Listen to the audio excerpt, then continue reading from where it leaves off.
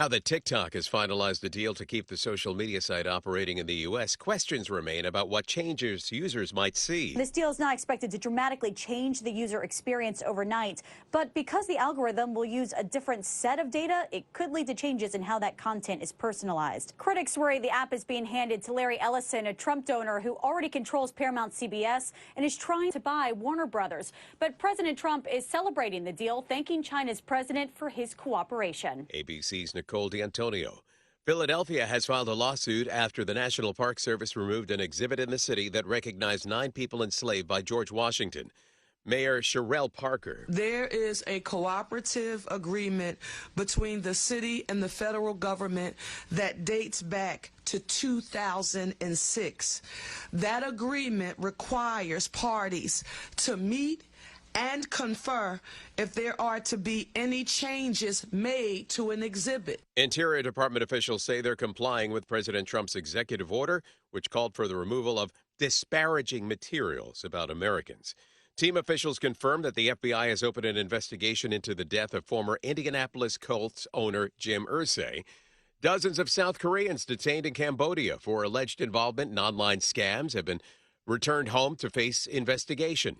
I'm Dave Packer, ABC News. Quiet down. Here she comes. Surprise! Your accountant just emailed to say your quarterly taxes are way higher than you were expecting. At Progressive, we know small business owners don't usually like surprises because they cost you money. But a good surprise that could save you money? Getting discounts with a commercial auto quote from Progressive. Also, your favorite employee is leaving. They're going to pursue their dream of being a veterinarian. Surprise yourself. See if you can save in as little as 8 minutes at ProgressiveCommercial.com. Progressive Casualty Insurance Company and affiliates. Discounts not available in all states or situations. News Talk 610 AM and 102.1 FM. KVNU. It's now 5:05 on this Friday as the weekend is officially here, and I'm Will Feelright with your local headlines as we begin the second hour of KVNU's Sports People Show. Of course, the Aggies hoping to be able to bounce back coming up tonight as they are on the road to face off against the Colorado State Rams. Tip-off set for 8 o'clock, and as head coach Jared Calhoun said earlier this week, the Rams have a lot of height, which make it difficult because they can shoot right over the top of you, meaning the Aggies are going to have to be able to step up.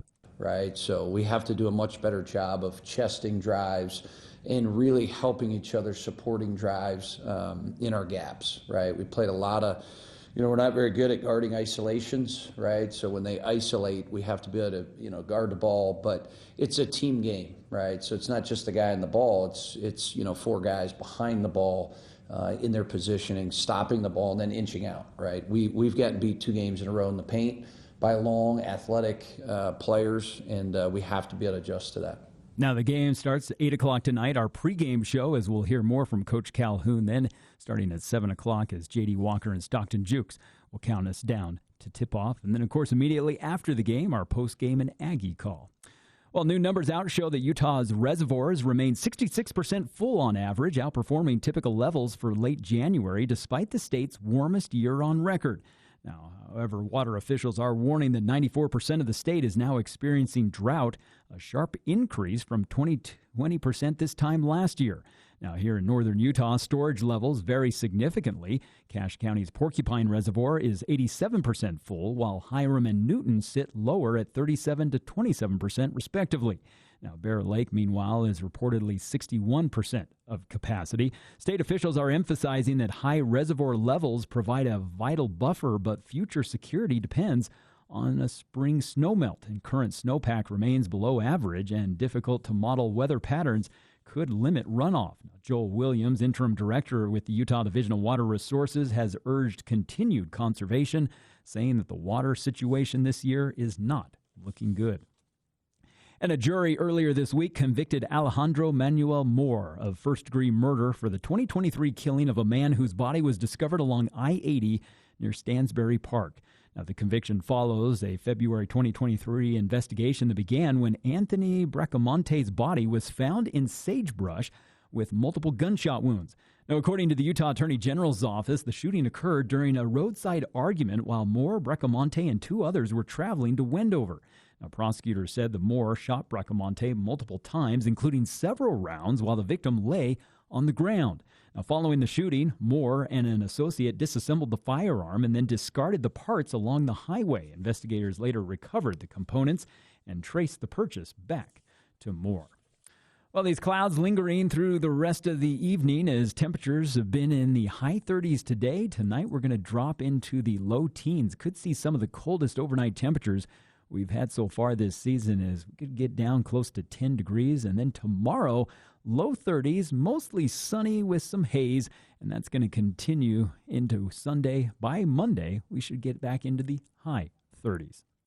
And weather this hour is brought to you by our friends over at Edson Builders. They recently teamed up with Innovative Home Finishes to give you a better building experience. You know, whether you're building on a budget or building your forever home, they promise higher quality. Give them a call, 232-2680.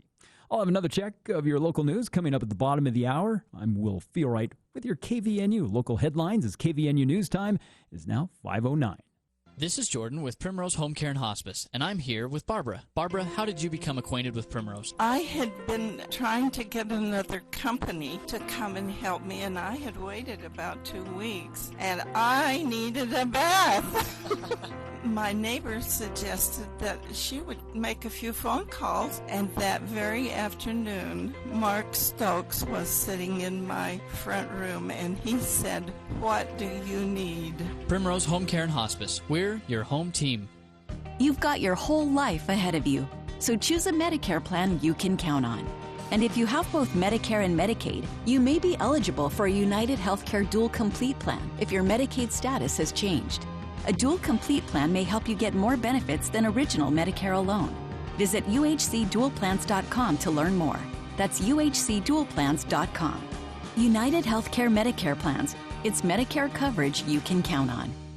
Who do you turn to if you want to change out your wood or pellet stove? Advanced Fireplace and Stove. They were voted the gold medalist for Best of Northern Utah for the 5th year in a row in the fireplace retrofit category. Be ready when the government's next wood and pellet replacement incentives pop up. Advanced Fireplace can help you navigate the paperwork. For more information, call Advanced Fireplace and Stove, 752-7272. Online at advancedfireplaceandstove.com.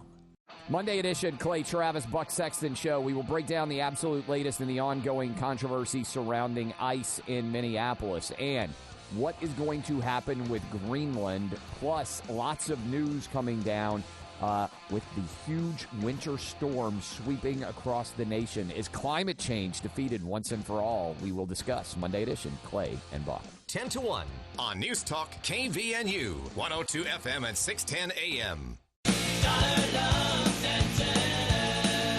We're here with Chuck, founder of Dollar Loan Center, and I hear you've opened up a bunch of new locations. That's right. We've opened 5 new locations in Utah, with the newest being up north in Logan and in Ogden. Our branches are awesome, comfortable, fully transparent, like banks used to be. Or if you're a homebody, you can apply at don'tbebroke.com 24/7. Tell me a little bit about DLC's short-term signature loans. We're the best deal, hands down. You can get up to $5,000 in minutes with no checking account, and it's free to apply. Others charge fees, hold a check or a car title, and even penalize you if you pay early. We've been the best deal for over 27 years. We make it quick, painless, and even kind of fun. Take a second to swing by and say hi to our staff in Logan and Ogden, even if you don't need a loan quite yet. Thanks, Chuck. Check out Dollar Loan Center and apply for a signature loan up to $5,000 online at don'tbebroke.com. New locations in Logan and Ogden. Licensed by the Utah Department of Financial Institutions. Subject to approval. Limitations may apply. See website for details.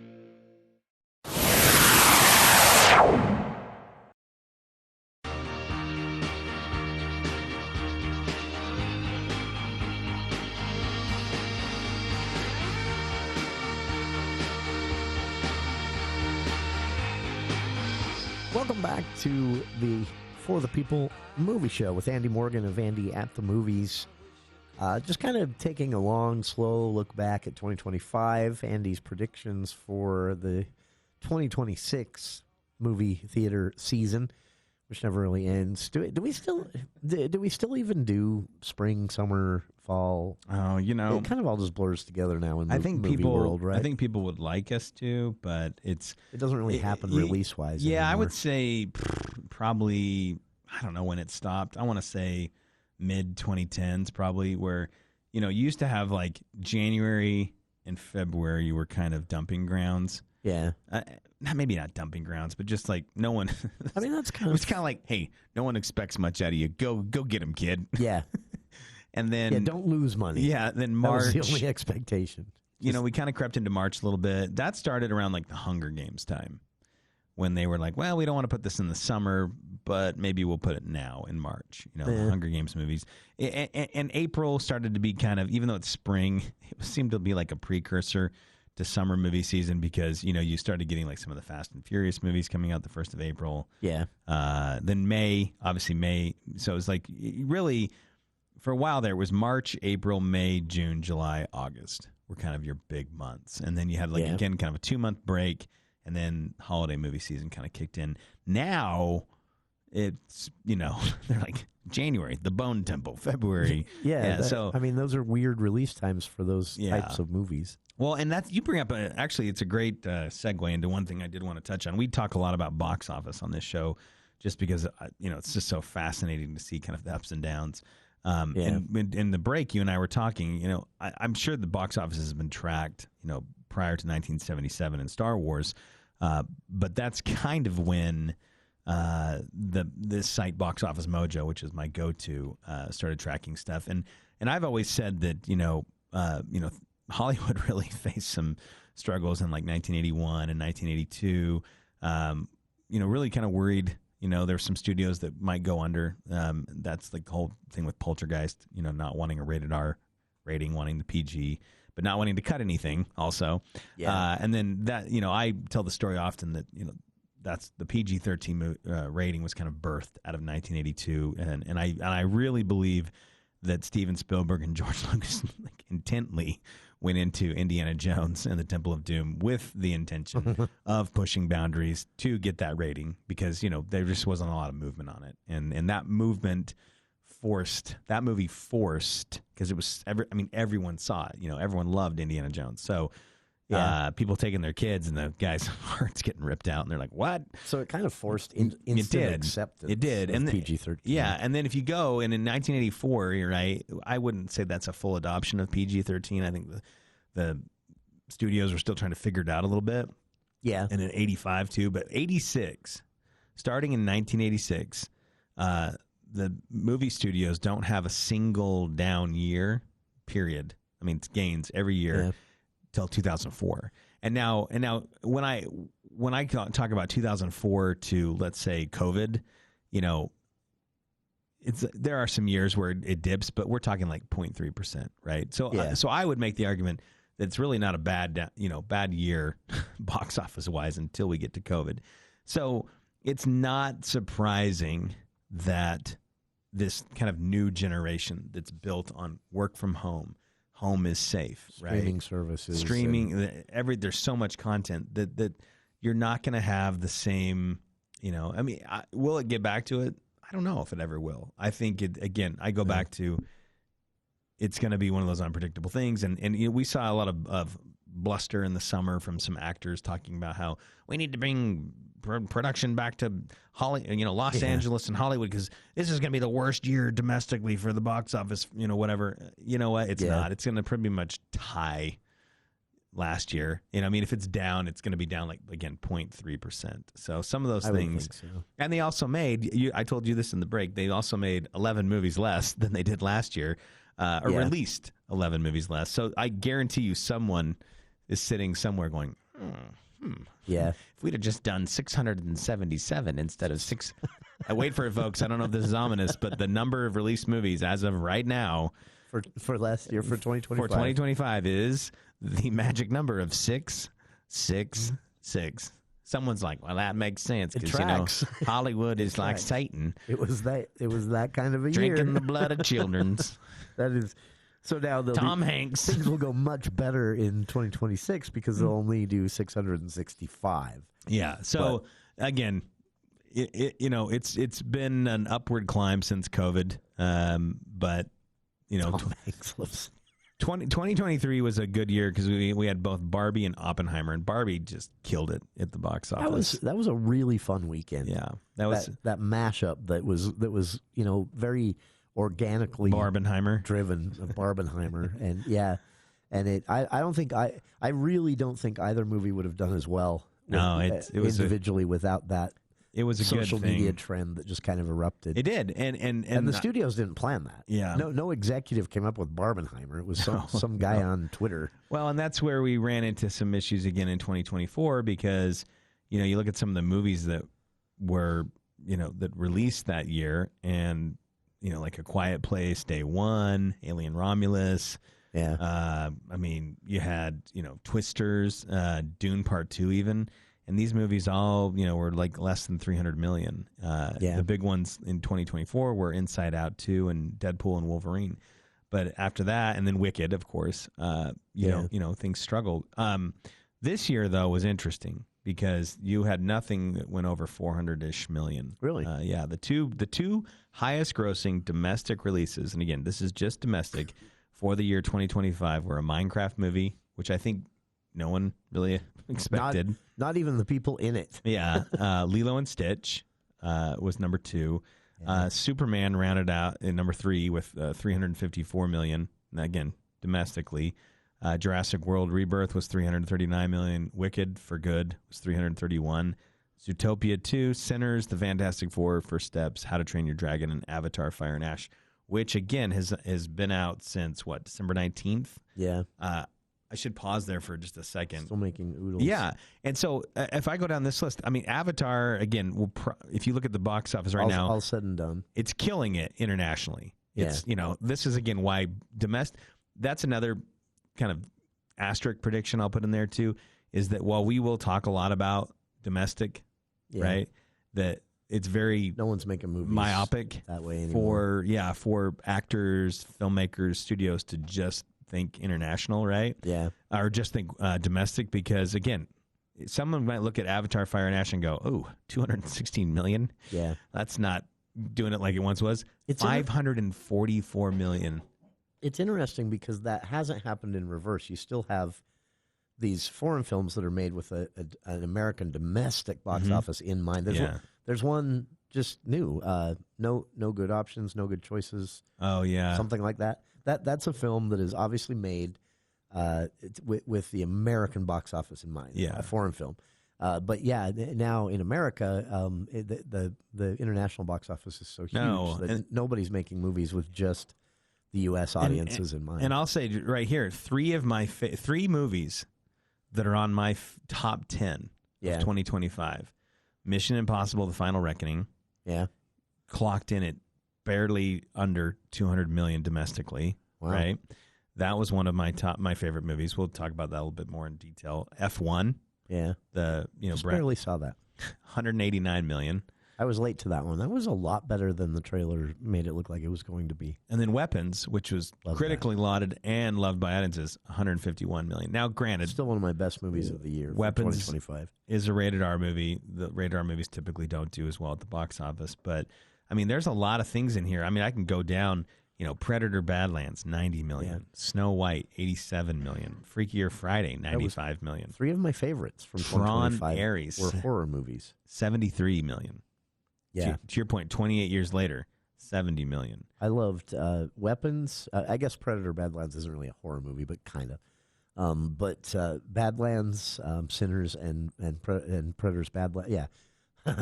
Weapons, Sinners, Predator's Badlands were in my top 3 of my top 10s. And they were all horror movies that made a surprisingly large amount of money for a horror movie. It's tough. I mean, again, it's not so much that these movies aren't good movies. Yeah. It's just if you're basing your movie choices off, what's popular right now, you're going to miss out on a lot of stuff. Because it's pretty unpredictable. Yeah, the box office does not. And there's also, we're seeing right now, too, this division kind of between critics and audiences, which has always been there. But I feel like it's the divide is getting a little bit bigger, too, because typically, for example, Avatar was one where if you look on Rotten Tomatoes, critics were like, eh. Yeah. And audiences are like, yeah. It's one of the few times I'm in line with the stuffy critic.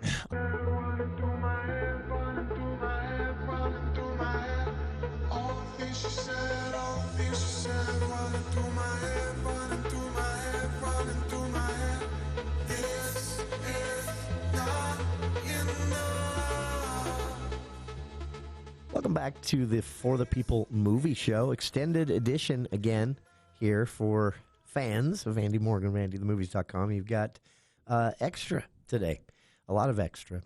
So 6 fans. You are, yes, 6 fans. 6 fans out there. No, you have a lot of fans. We hear from them a lot, especially when you diss on the Muppets.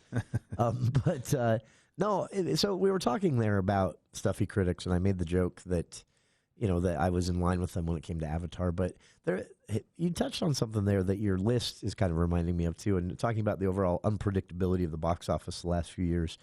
I feel like that divide between critics and audiences goes back to what you were saying earlier, too, about, post-pandemic audiences that are just... The pandemic kind of taught people, like, okay, I'm okay spending a little more time at home alone. I don't need to go see everything on Friday night premiere night. I don't need, THX surround sound for every movie. Some you do. There are some you're always going to want to go see in the theaters as soon as you can for the fun of that, because that's an experience that's entertaining. But also, there are a lot of movies, because I do this now. I see trailers, and I think, what was the one with The Rock recently? Oh, The Smashing Machine. Smashing Machine. I really want to see that, but I decided I was okay waiting till that hit a streaming service. I made that conscious decision to do other things with my weekend when that came out, because I had a lot going on, and I knew that's one I'd be okay seeing later. Well, and as we talk so about... I think people do that more often now. And as we talk about, as I go through my list here, I'll let you know where you can screen it if you haven't.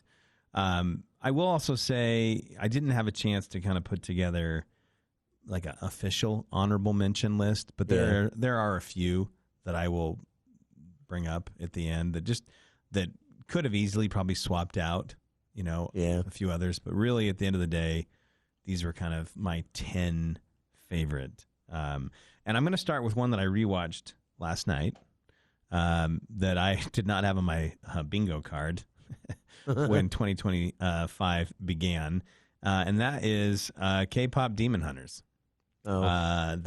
Everybody knows this because it's it was just a viral sensation in the summertime. I still have some of those songs stuck in my head. Yeah, I mean and the way I would kind of say this is it's just, to me, it's less about. I mean, it was just so kind of original in terms of, again, K-pop Demon Hunters. I mean, yeah. But there was 2 things I loved about it. Not just the music, right, which was fantastic, but it's just Sony Animation. This is such an interesting thing because Sony Animation's been they're on a heater ever since Spider-Man Into the Spider-Verse. It used to be, you remember, it was Pixar, and that was like the gold standard. And then DreamWorks. Anything they made. Yeah. Speaking of that, Toy Story 5, I think that's going to be underwhelming. Yeah, I would probably agree with that. And then that's coming out this year. Then swings in DreamWorks with Shrek and How to Train Your Dragon, and everyone's like, wow. And so you get this thing where it's not just Pixar and Disney that can do animation now. So you're saying it's kind of Sony's time to shine. Sony's killing it. Do you think they will with the Spider-Man movie? I think they will. But I'm more excited about that than any of the stuff I'm seeing about the Marvel movies. Well, I think that's still 2027, I should point out. Oh, that's right. That's not this year. I don't think I could be more wrong. Than a year. But I will say this. Sony, they didn't have any faith in this movie, so they sold it to Netflix. Yeah. And Netflix was like, well, I guess we'll stream it. And then maybe probably a day late and $1 short, they're like, maybe we should put this in some theaters, Yeah. And it did seem kind of rushed. Yeah. So anyway, again, and they made so much money because Sony also published the soundtrack. To this, and they ended up making more money off of the soundtrack because they foolishly let Netflix have all the money for, and the soundtrack seriously is just it's great. It's anytime I'm at the gym, I always think, I look around at people that are getting hyped, and I'm like, this is the one. Yeah, the Soda Pop song, that was one of the biggest hits of the year. So you're a Saja Boy. Sony. You're a Saja Boy guy. Is that what team that is? You're not a Huntrix? That's right. It was Saja Boy and Huntrix. But yeah, that's like the Soda Pop song. That's on Netflix. You can see that. Another one, again, we just mentioned this a minute ago, but F1 with Brad Pitt, the same director who did Top Gun Maverick. I'm way slow on this one, and I have to tell everybody go see this. It was one of my favorites. Honestly, I did not care in theaters. I was so done with Brad Pitt and racing. Well, not just Brad Pitt. I don't even Brad care Pitt, about George Clooney, like racing. I'm done with all those people, the staples, if you will, and race cars. Yeah. And I thought, no, I don't care. No, and then I finally saw that. It is honestly, it's a great movie. And it's groundbreaking in terms of the way that they did things, like the way the movie was made. It's so impressive. Some of those cameras on the tires. Well, and it was interesting. I don't even know how they did that. I went back and I was like, what else has Joseph, Kosinski done? I was like, where did he get his start? Because I knew it was Top Gun Maverick, and for some reason I had thought, which was also kind of stylish. Well, not as stylish as F1. No, well, yeah, and I thought to myself, well, they made Top Gun Maverick. I mean, it's better than the first, and it's just, yeah. I mean, that was kind of one where you step back and you went, I did not think that was going to do as well as it did. But then I went back and looked at other things he's done, and like this guy has been on top of it for a long time. So he started, his first feature film was Tron Legacy, which is pretty cool. That was a cool Tron movie. I didn't know that. Yeah, that was his first one. He directed that. Oh, wow. He did Oblivion. Yeah, he did Oblivion with Tom Cruise. That is not a great movie. One of the most visually stunning sci-fi movies in years. Yeah. And then he did Only the Brave, which is the firefighter movie from the guys that died in the fire in Arizona. Oh, okay. Then he did Top Gun Maverick. He was behind the story of Twisters, and then he directed, produced, and wrote the story for F1. But here's the other cool thing. Did a bunch of Gatorade commercials. Yeah, actually, if you're a big gamer, this dude was your guy in the mid 2000s because he did the Gears of War. Oh, wow, really? Commercial. He did the Halo 3 Starry Night commercial. Which, one of my favorite commercials for a game ever. Yeah, if you're a fan of the Master Chief, that was really cool. He did Halo 4, and then Destiny, which was Bungie's next thing after Halo. Again, just guys, just really, really kind of been all over the place. So yeah, F1 cool. Streaming on Apple TV Plus. Check it out. It was one of my favorite ones of the year. See it for the way it's filmed. Honestly, the really claustrophobic face close-ups during the race. Yeah, the camera's positioned over tires. Yeah, it's just and those pulls into the pit when they pull into the pit and somehow it makes you feel like you're right there with all those people. Yeah. With 5 seconds to swap 4 tires and refuel. And then also the soundtrack is just awesome. Yeah. You got Hans Zimmer, right, who never disappoints. No. And then you throw in Don Toliver and the little redhead boy from Ireland. And Brad Pitt with an interesting character. Brad Pitt is he's not just doing Brad Pitt. I'm a Brad Pitt he usually does fanboy.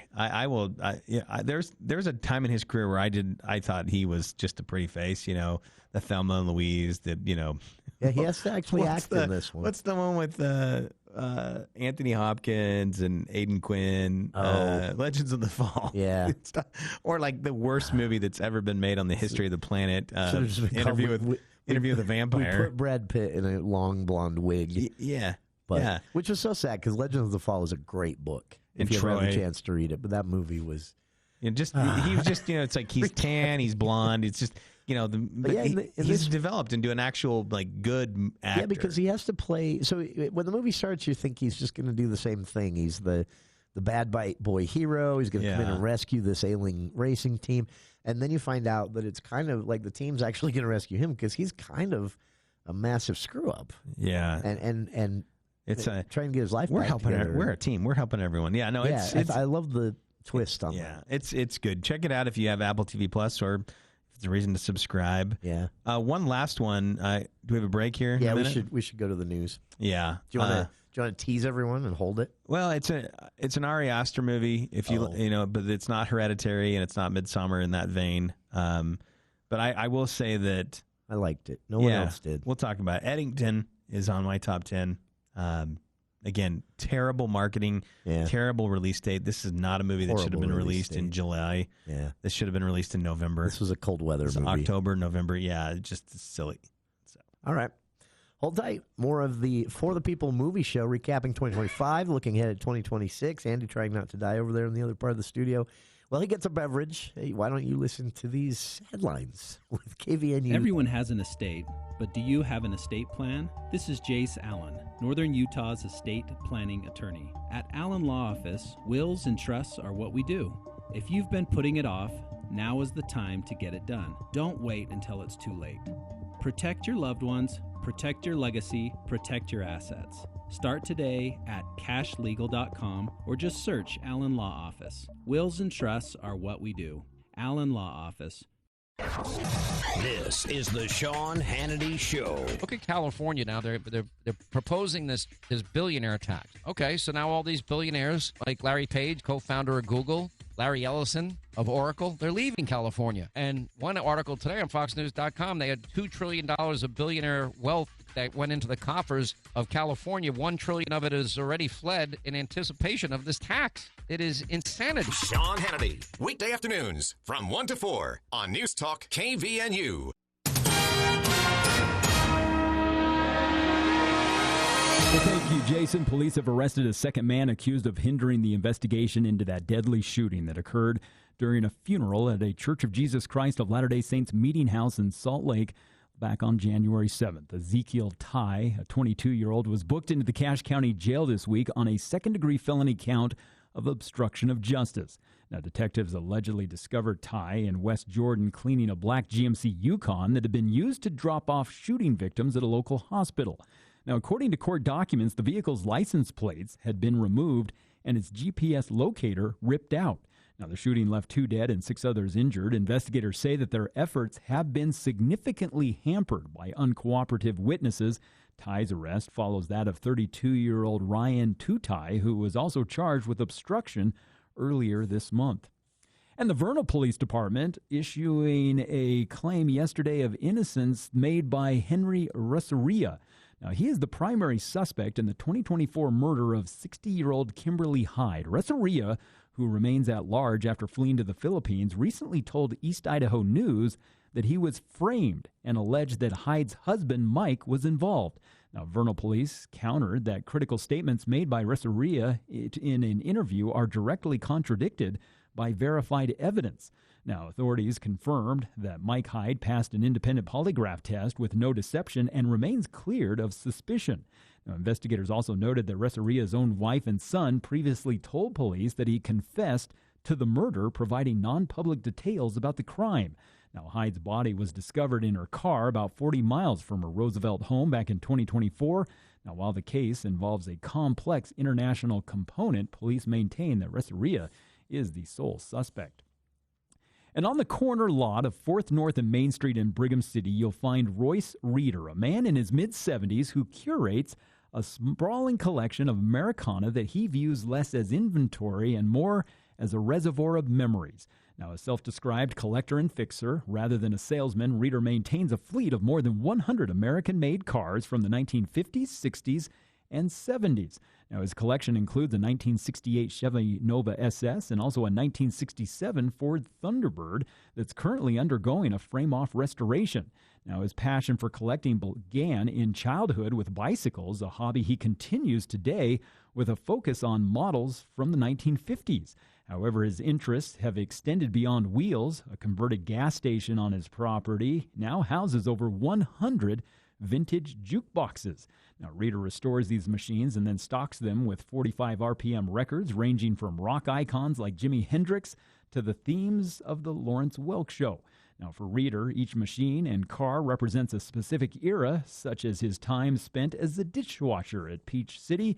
While he notes that he lacks great financial wealth, Reeder considers himself rich through the good times that these objects preserve. Pretty cool story you can read more about him at our website. Well, we were hoping for a little bit of snow, and some areas may have gotten a little bit, but Jeff's not what we were hoping. And now we're going to see these clouds clear out as temperatures tonight getting down into the low teens. Tomorrow, mostly sunny and clear. Temperatures in the low 30s will stay in the low 30s through Sunday and then start to warm back up into the high 30s to low 40s for the first of next week. And weather this hour brought to you by Dr. Keith Nielsen, helping you to live pain-free again from sports injuries, arthritis, or if you've suffered from knee pain, don't suffer another day. Contact Dr. Keith Nielsen and find out about his Omnibotic knee replacement system that can be performed right here in Logan. And I'm Will Theorite with your KVNU local headlines. We start each new year filled with hope and prosperity for things to come. At Cache Valley Hearing and Audiology, it's no different. Dr. Daines is so grateful to get to call Cache Valley home and continue to offer his services to the wonderful people that live in our beautiful valley. He wants to help you start your new year off right by improving your hearing, which over the course of time will help improve your quality of life. Give them a call at 435-753-4327 or 753-HERE to schedule an appointment, or you can visit them online at CacheValleyHearing.com. ABC News, I'm Michelle Franzen. In Minneapolis, hundreds turning out to protest immigration operations in the city despite bitterly sub-zero temperatures. It comes after a 5-year-old was detained with his father and sent to a facility in Texas. ABC's Matt Rivers says the largest protest was at the Minneapolis airport. This was peaceful. You had a couple dozen people block one of the lanes that led to the departures area, the drop-off area for passengers, and the message was clear. They want ICE out of their city. They want local police and local officials to do more to try and get that to happen. And by doing this in a public place, they think they're spreading awareness about their message. Millions of Americans on alert with winter storm warnings stretching from Texas to New England. Heavy snow and ice, followed by an Arctic blast, could leave states covered in ice and dealing with power outages into next week. President Trump today and along earlier, Vice President J.D. Vance were keynote speakers at the annual March for Life rally in Washington, D.C. This is ABC News. Here in Utah, we're built different. We're built for winter, whether you're getting the kids to school on a snowy morning or tackling a slick commute home. And at Murdoch Chevrolet, we're built to get you through it, so you can head out with confidence all season long. This month, take up to $10,000 off a new 2026 Silverado 1500. You've got to come and see us at Murdoch Chevrolet in Logan and Woods Cross and online at murdochchev.com. Chevrolet, together let's drive. Call 888-391-6083 or see dealer for complete details. Offer expires 1/31/26. How are your eyes? Is your vision not as clear as it used to be? Did you know over 24 million Americans over the age of 40 are affected by cataracts? This is Dr. Christian Nilsson from the Northern Utah Eye Center. Cataract surgery is one of the safest, most common, and effective surgical procedures performed today. With cataract removal, patients can choose new lenses to customize their vision. Our surgical team will ensure your vision is our focus. Visit northernutaheyecenter.com or call 752-2020 today. You're gonna love what you see.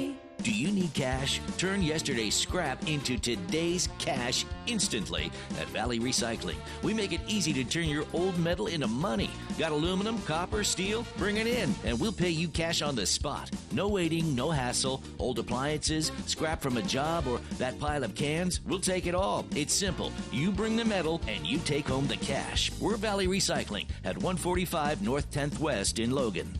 Hey, Northern Utah! The 4th annual Northern Utah RV Show is January 22nd through the 24th inside the Golden Spike Event Center. See the newest RV models and score 2025 prices on 2026 RVs, with new RVs starting at just $10,995 and payments as low as $129 a month OAC. Walk through and compare, all in one place. Admission is free. January 22nd through the 24th inside the Golden Spike Event Center in Ogden. Sponsored by Bish's RV. Get all the details at NorthUtahRVShow.com.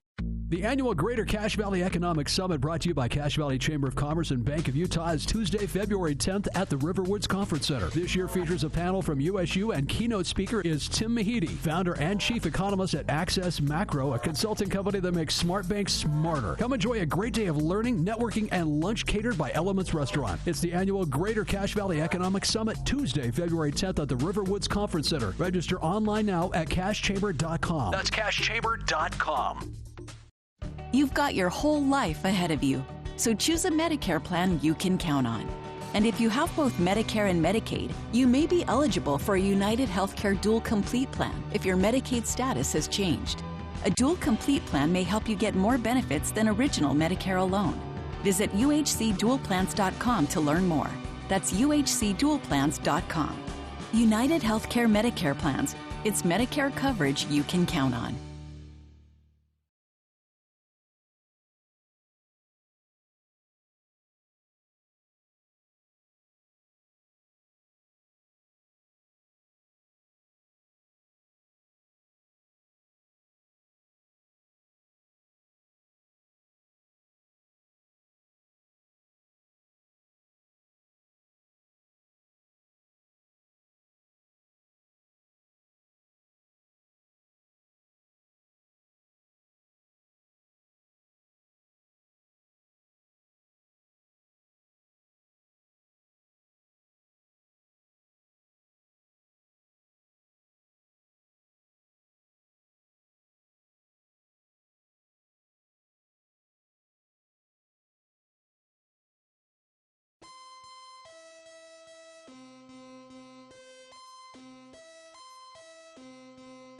Welcome back to the For the People movie show with Andy Morgan of AndyAtTheMovies.com.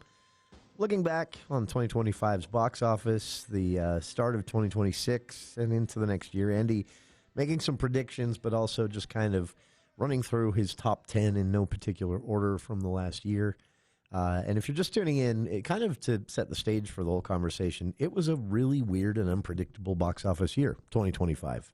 Yeah, I mean, again, just nobody knew anything. I think, and people trying to say, like, it cracks me up because the same thing happened in 2024. They're like, oh, the box office, the theaters are dead. And then Barbie and Oppenheimer hit, and everyone's like, I'm just kidding. Yeah. And then this same thing happened last year, in May, in 2024. They're like, Fall Guy comes out, it's supposed to be a big thing. Critics love it, audiences like it, nobody goes. Yeah, it doesn't make a lot of money. No, it doesn't. Still baffled. Yeah. See that if you haven't. Yeah, and then this is so funny. And then Inside Out 2 comes out 3 weeks later and makes $700 billion. So that's what I would say. I don't think it's just no one knows anymore. It's too hard to predict. I mean, you think about it again. You think about all the stuff that's coming out streaming in 2026. It's just, and that's the things you know about. Then there's the things you don't know about that become sensations, right? So, anyhow, but again, we mentioned Eddington as we were going back to the break. This is kind of a microcosm, I think, of like our country and maybe even the world a little bit. And it's set in this small town in New Mexico. It's got Pedro Pascal and our Joaquin Phoenix playing dueling. Like Joaquin Phoenix is this sheriff of the town, and Pedro Pascal is the mayor. And he's playing a really different kind of guy in this one. Pedro? Than what you usually see him in. He's kind of like a awkward, meek, quiet kind of. Yeah, it's just kind of struggling single dad. Yeah, I nominated Joaquin Phoenix in my nominations for Best Actor. He was good in this. Yeah, I thought he was great. And but again, it's about this small New Mexico town that just comes undone by politics and COVID. Because it's set in 2020, right? Yeah, and then just when you have it kind of nailed down a little bit, like you think, oh, okay, I get the vibe of this, it just flips it. Turns into something else. Goes crazy. Yeah, so you can see that on HBO Max. Again, F1 on Apple TV+. K-Pop Demon Hunters is on Netflix. Another movie that was one of my favorite, and another crazy, crazy, crazy movie that you can check out. And I think this one, let me double check. I think this one is also on HBO Max. Or no, this one's on Peacock. It's called Begonia. Oh. And this is a Yorgos Lanthimos movie. So I saw this after you mentioned it last week. I would just say Yorgos, what's his name? Makes weird stuff. Guy that makes the movies he makes are a lot like his name sounds. Oh, it's the way I wrote it in my article, which by the way, it's not on Andy at the Movies right now, but you can look at it later tonight. I need to post it. Got to do a couple things. But I called it a precision engineered slice of beautiful insanity because that's really what it is. And Emma Stone is just along for the ride again.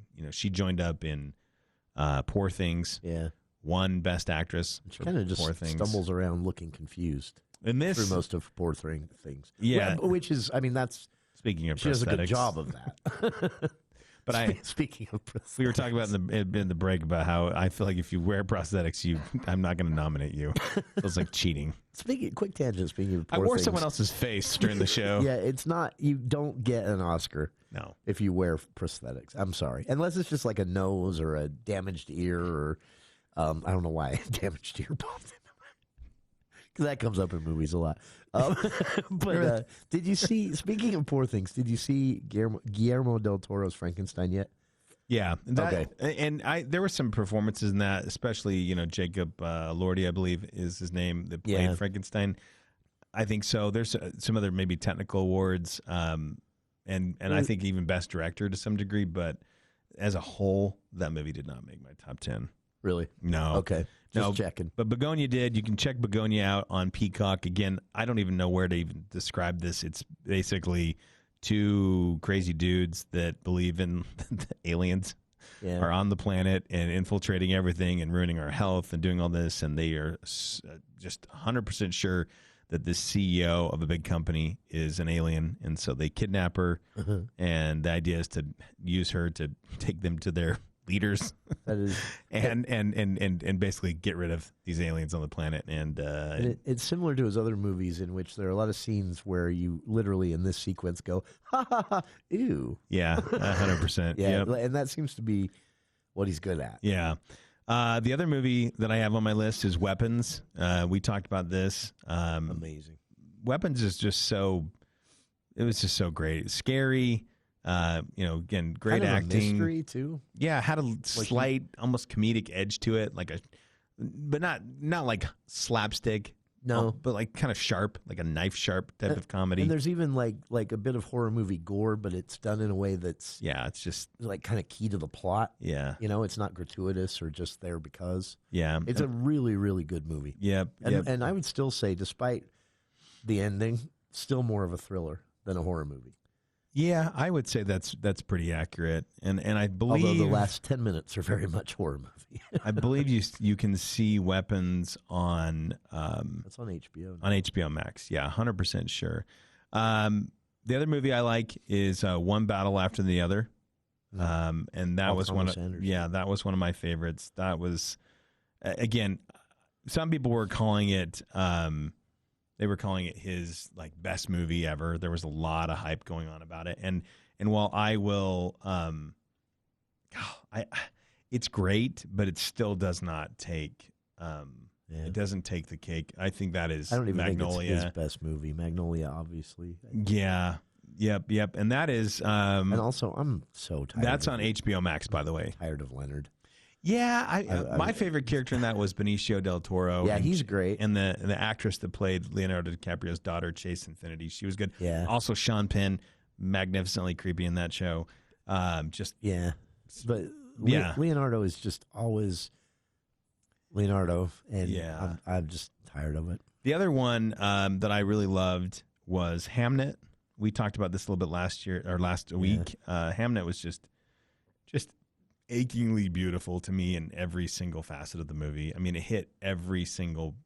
To me, an A+ Best Picture nominee movie for me has to hit on, acting, directing, every category really, score, script. I mean, it just everything. Cinematography, it just nails it. It checks all the boxes. Yeah. And Hamnet does that, and it doesn't check it in a box in kind of a stupid way. It's just so good. Honestly, that's probably my pick for Best Picture. Really? Whether to win. I think, and this is a good segue into one of my other favorite movies of 2020. I almost said 2010. I don't know why. 2025 is Sinners. I think, in my opinion, Hamnet and Sinners are, I think, locked in kind of a dead heat. I think. Yeah. One Battle After Another for the top could, but I have a hard time. If One Battle After Another wins Best Picture, I think that is people projecting their political feelings into a movie. I would agree with that. Like, we're going to vote for this because this is how we feel. That was I would really like to see Sinners win, but I have to admit that's also me projecting something a little bit, which is I want to see basically a horror movie. Yeah, done. So this happens. It would check so many boxes because, like you said, it's a horror movie. Yeah, if a horror movie won Best Picture, it's also music history. It's also a crime. It's a gangster movie.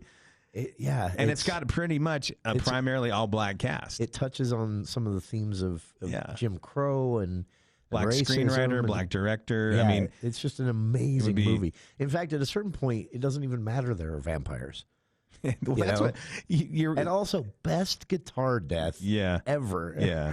No, it's fantastic. And it checked all the boxes with me like Sinners did. The other one on my list, this is my number 8, and these aren't in any particular order, it goes kind of the F1 category where it's Mission Impossible: The Final Reckoning. I just thought that was so good. And it didn't do well at the box office. I mean, it did okay, but it just did not.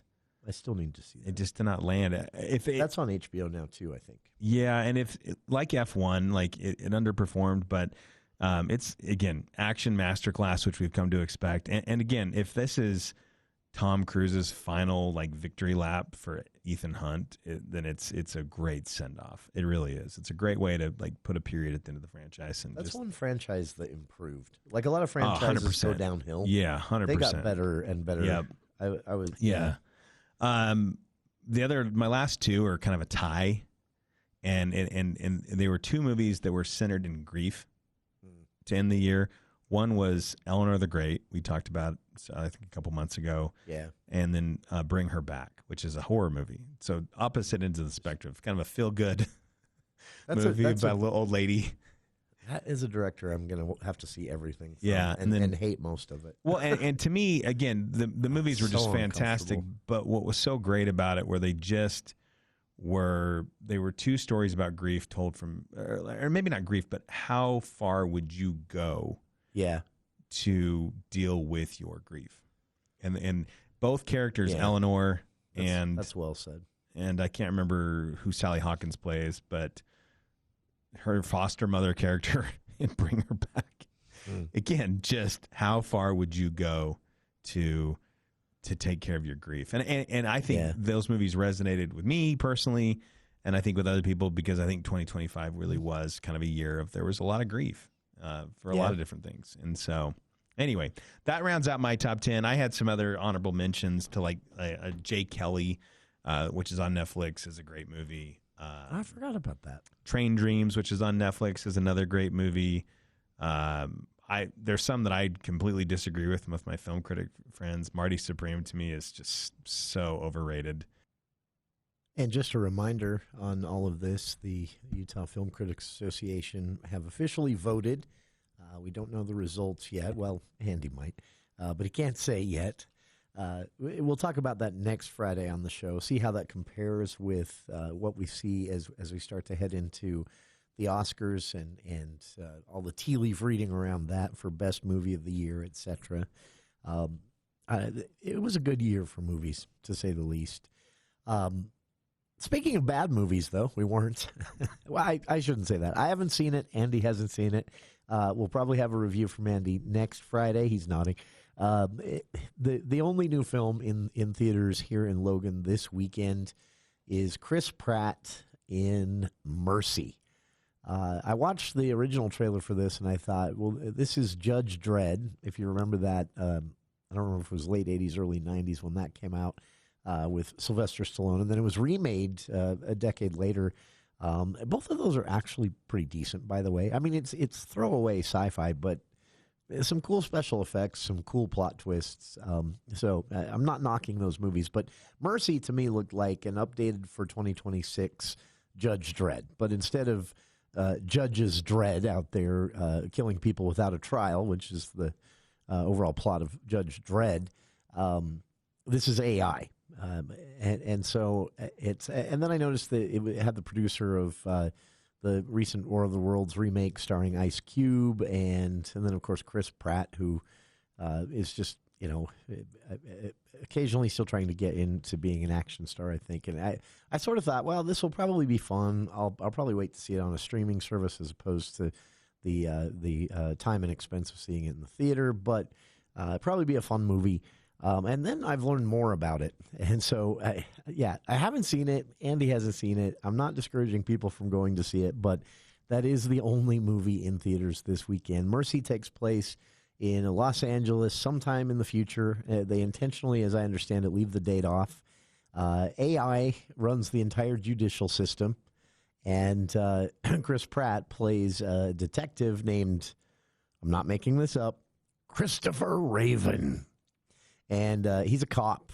He's accused of murdering his wife, and he has 90 minutes to prove his innocence in this movie. It's a short movie, is what I'm saying. So we've seen this kind of thing before. Minority Report, Dark City, if you remember that one. But again, updated for the AI age. So if that sounds good to you, it is in theaters here in Logan, both of the theaters here in Logan, and it is the only new film in theaters. But we're starting to see some of those Oscar nominees come back into play. Hamnet is playing again here in Logan still. There are quite a few good movies to get out there and see. So if you're looking to go to something, there's plenty to choose from. But again, Mercy is the only new film in theaters this weekend, and a review of that next Friday on the show. One little note on this. Obviously, this is, kind of a warning about AI, but it is, as I understand it, it does have a few bits of some pretty graphic violence in it. Again, I haven't seen the film. It's rated PG-13, but overall, this looks like just kind of a throwaway action movie starring Chris Pratt, if that's your thing. So we will have more to talk about next Friday, of course, but Mercy, the only new film in theaters this week. So your new film junkies are going to have to wait.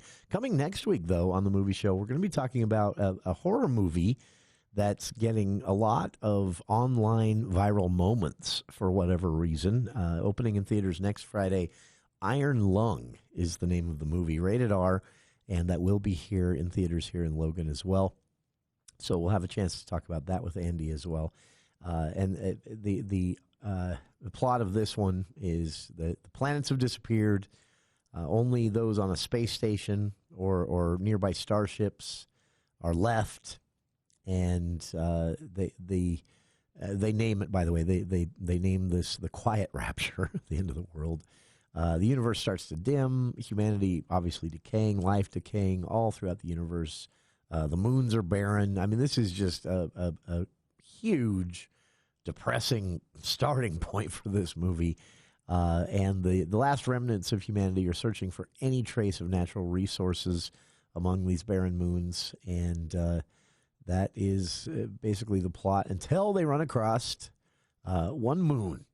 And on that moon, they find, something horror movie-ish. But that's it. The trailer is extremely vague, but people are talking. So that'll be our review from Andy next Friday on the For the People movie show.